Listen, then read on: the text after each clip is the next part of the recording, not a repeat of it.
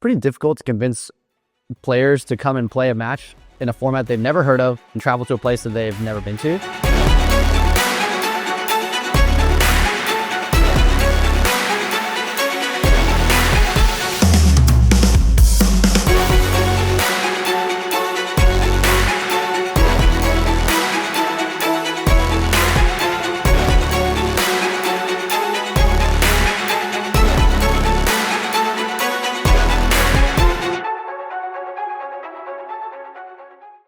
So the first step was, if we were going to run a match, what would it look like and where would it be and when would it happen? Fernando said, well, why don't we do an exhibition event in Louisville at my home club? We can get two teams together. You guys find some players. I'll get the local community excited about it and we'll promote it here. At the time, it's pretty difficult to convince players to come and play a match in a format they've never heard of, travel to a place that they've never been to. And so Spencer and I reached out to some of our closest squash friends. Good evening, ladies and gentlemen, and welcome to the inaugural event of the National Squash League here at the Louisville Boat Club. All right. Our teams are now set. Team Chicago is Timmy Brownell, the Wang brothers, and Sam Sherrill. Team Louisville has Spencer Lovejoy, TJ Davidsky, and Mark Brokeman. The format moved from planning to its first live test in Louisville, Kentucky. Team Louisville and Team Chicago assembled quickly with solid lineups, built around a game clock, rolling substitutions, and of course, power plays. What had lived as a proof of concept now for the first time ever faced an audience and a scoreboard. The showcase demanded of its players that habits from traditional squash be set aside, as rhythm, timing, and strategy all shifted under the new rules. The possibilities narrowed to two: a failure that would end the experiment, or a success that could start a new story. The first match, we had only really scripted what the NSL would be on paper. We weren't sure whether we were even going to keep that format. We had 2 days planned where we were going to try different formats. Second backup format was way more conservative than this new scoring format that we had brainstormed. So Fernando, I remember, actually wanted Timmy and I to trial this format before we actually had the event, because he was like, well, we've never done it before, so how do we know it's going to work? And Timmy and I were like, yeah, we'll try it. For some reason or another, Spencer and I just did not pull that off, and we did not run a practice match. So this was completely hip firing. We had no idea what was going to happen. So I think envisioning things going wrong, there were plenty of ways I could envision things going wrong. If it took too long, the crowd didn't like it.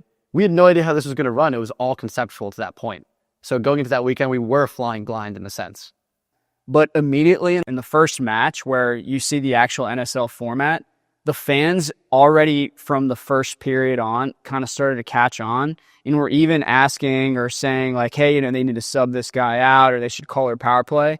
Because again, it's an American version of squash. So people have seen sports, whatever their favorite sport is, whether it's football, basketball, hockey. The first night was when we knew we had something special. I think you were dealing with a crowd that some of them were experienced in squash and some of them had really no idea what squash was. Yet you saw everybody engaged with the match, jumping out of their seats. You didn't see these dips that happen in some other matches. As players playing the match, we could feel that. The crowd was really getting into it. They were locked into the play. They were really, kind of taking one side or the other, and they were engaged by these new aspects that were coming into the match. The coaches calling things, like being more involved in the actual strategy of the matches.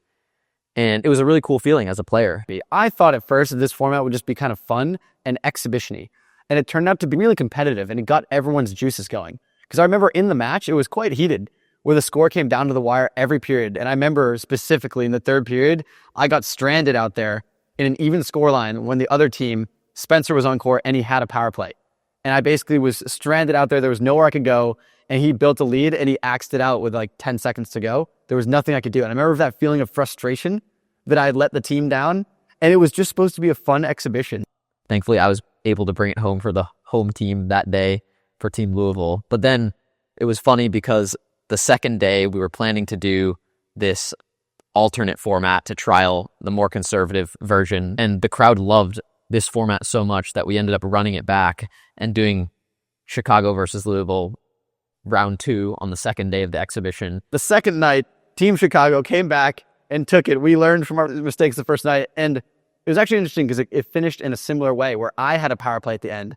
And then Spencer Lovejoy got to feel the exact same sting that I felt. And you could see that it did bother him a little bit as well. And I think that's where you knew from a player's standpoint that we were onto something, where the guys really could feel how competitive it was and how much strategy there was to it. Everyone kind of went home happy that weekend with one win, but still got that first ever win in the Louisville exhibition. So I'll never forget at the end of the first match, we had one of the players, I won't name who it was, already chugging a beer before the clock ended.